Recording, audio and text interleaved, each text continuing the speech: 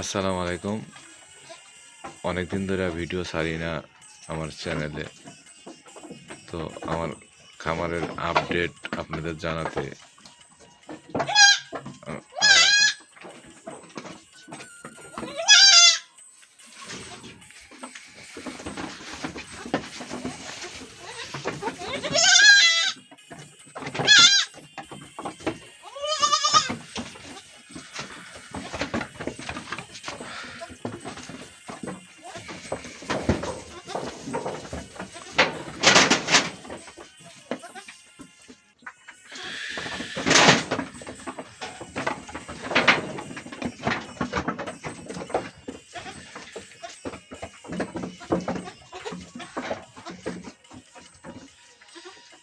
তো আসলে আসলে কি বুঝতে পারছেন কি, ছাগলের খামারে আসলে এই যে আমি যে পাটাতনটা যে করছি, এই পাটাতনটা বেশি ফাঁক হয়ে গেছে।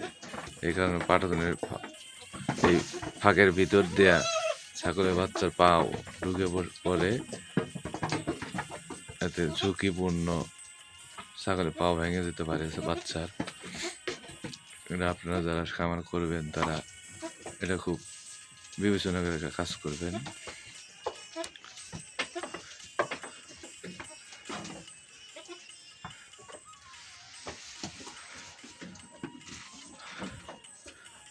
দেখতেছেন আমার খামারের কতগুলা বাচ্চা পাইছি এই বেছে।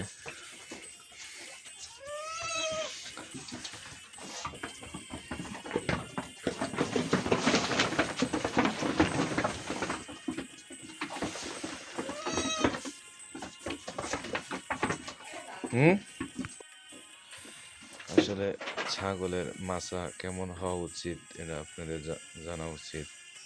আমি এই যে ছাগলের মাচাটা যে করছি পাটাতন, এই পাটাতনটা আসলে বেশি ফাঁক হয়ে গেছে। ফাঁক হওয়ার কারণে যে সমস্যা আমি ফেস হতেছি, যে ছাগলের বাচ্চার পা ভিতরে ঢুকে পড়ে, এতে হয়তো খেয়াল করা যায় না, পাও ভেঙে দিতে পারে। আজকে আমার একটা বাচ্চা পাও ঢুকে পড়ছিল।